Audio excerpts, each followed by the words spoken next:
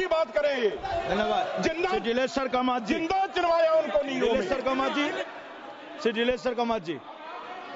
माननीय सभापति महोदय, आपने मुझे वक्फ संशोधन विधेयक 2025 पर चर्चा में भाग लेने का अवसर दिया, इसके लिए धन्यवाद।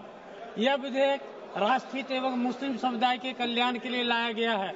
महोदय, चंद लोगों ने पूरे वक्फ बोर्ड पर अपने निजी स्वार्थ के लिए कब्जा कर रखा है और वे जनता के बीच में भ्रम फैलाकर विधेयक का विरोध कर रहे हैं। यह विधेयक आम मुस्लिम लोगों को, जिनको अभी तक इंसाफ नहीं मिल सका है, उनके हित के लिए लाया गया है। विधेयक में जो भी प्रावधान है, किसी भी धार्मिक संस्था में कोई हस्तक्षेप नहीं किया जा रहा है। इस विधेयक में जो बदलाव किए गए हैं वह किसी का हक छीनना तो छोड़ दीजिए, जिनका हक नहीं मिला है उनको हक दिलाने के लिए तथा उनके विकास के लिए लाया गया है। इससे मुस्लिम समुदाय के गरीब, विधवा, अनाथ बच्चों तथा अति पिछड़ा को लाभ पहुंचाने के लिए प्रावधान किया गया है। महोदय, इस विधेयक में 44 संशोधन थे, उसमें से 14 संशोधनों में परिवर्तन किया गया है। हमारी पार्टी की तरफ से ईदगाह, मजार, कब्रिस्तान, सारे धार्मिक संस्थाएं जो पहले से सरकारी जमीन पर थे, वह संपत्ति वक्फ की संपत्ति बनी रहे, उसे निजी या व्यवसायिक लाभ के लिए नहीं दिया जाए एवं अन्य सुझाव भी मुस्लिम समुदाय के हित में दिया गया, जिसे कमेटी ने स्वागत किया तथा सरकार भी मंत्रिमंडल की सहमति से सदन में लाने का काम किया। उसके लिए मैं अपनी तथा अपनी पार्टी की ओर से आभार प्रकट करता हूँ। महोदय, इस विधेयक में सर्वेक्षण आयुक्त के स्थान पर कलेक्टर को जो रेवेन्यू का कस्टोडियन होता है नियुक्त किया गया है, यह बहुत अच्छी बात है। इसमें उन्हें वक्फ संपत्तियों का सर्वेक्षण करने की शक्तियां प्रदान की गई है। महोदय, वक्फ के रूप में पहचानी गई सरकारी संपत्ति का स्वामित्व का निर्धारण कलेक्टर द्वारा किया जाएगा।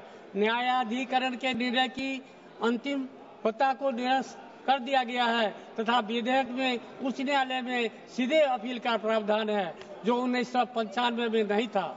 विधेयक में केंद्रीय वक्फ परिषद और वक्फ बोर्ड की संरचना में परिवर्तन कर गैर मुस्लिम सदस्यों को इसमें शामिल किया गया है। वक्फ बनाने की सीमा केवल उन लोगों तक सीमित कर दी गई है जो कम से कम 5 साल से इस्लाम का पालन कर रहे हैं। मस्जिदों, कब्रिस्तानों, शैक्षणिक संस्थाओं और स्वास्थ्य सुविधाओं की स्थापना और गरीबों और विकलांगों, विधवाओं और अनाथ बच्चों को वित्तीय सहायता प्रदान करने का उद्देश्य इस विधेयक में है। विधेयक में यह भी निर्देशित किया गया है कि वक्फ अदल औलाद महिला उत्तराधिकारियों को के सहित उत्तराधिकारियों को वंचित नहीं करेगा।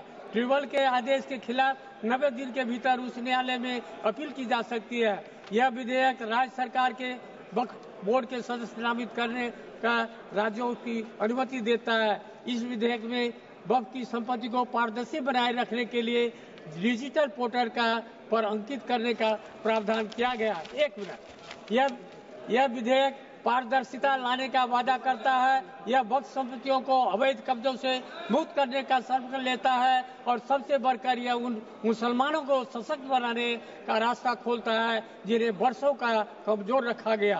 वक्फ की संपत्ति जो मुस्लिम समुदाय के कल्याण के लिए थी, लंबे समय से भ्रष्टाचार, कुप्रबंध और अतिक्रमण की भेंट चढ़ती रही। यह बिल मुसलमानों को मजबूत करने का औजार है, न कि उनका हक छीनने का। धन्यवाद। मैं इस अपने दल की ओर से इस विधेयक का समर्थन करता हूँ। बहुत बहुत धन्यवाद। Honourable member